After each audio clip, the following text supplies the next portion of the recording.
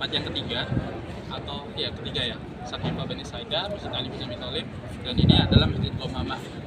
Masjid Qomamah ya, tempat di mana dahulu Rasulullah SAW pernah melaksanakan sholat istisqa.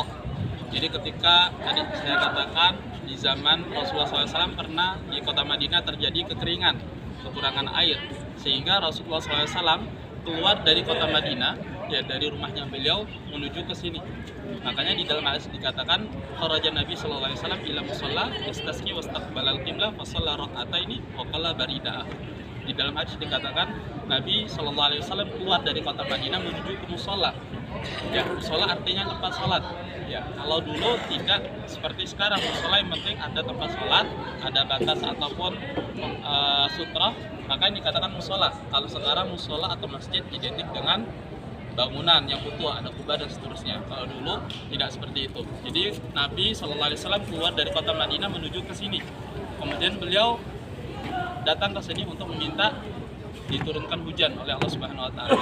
Ya, kemudian beliau melaksanakan sholat 2 rakaat dan membalikkan ridahnya atau sorbannya. Jadi setelah sholat itu ridahnya, sorbannya dibalikkan, yang tadinya di bagian atas menjadi di bagian bawah. Dan ini merupakan salah satu petunjuk Rasulullah SAW. Jika selesai sholat istisqa, bagi laki-laki membalikkan ridahnya ataupun sorbannya, baik yang ada di kepala ataupun yang ada di bahu. Ya, jadi Rasulullah SAW ketika terjadi kekeringan di kota Madinah, beliau sholat bersama para sahabat di sini. Kemudian Allah Subhanahu Wa Taala mendatangkan awan, makanya dikatakan Qomamah karena maknanya adalah awan datang, kemudian turunlah hujan.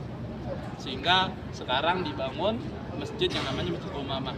Masjid ini bukan masjid dibangun di zamannya Rasulullah, ya, tetapi ini sebagai simbol saja bahwasanya di sini dahulu Rasulullah SAW pernah sholat istisqa.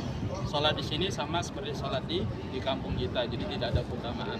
Ya, bagi Bapak Ibu kalau mau lihat silakan.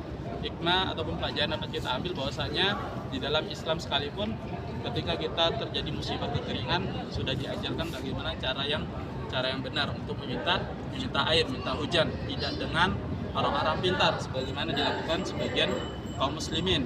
Ya, ada yang menggunakan batu, ada yang menggunakan wadah, diputar-putar dan seterusnya. Ya, ini semua termasuk dalam kesyirikan.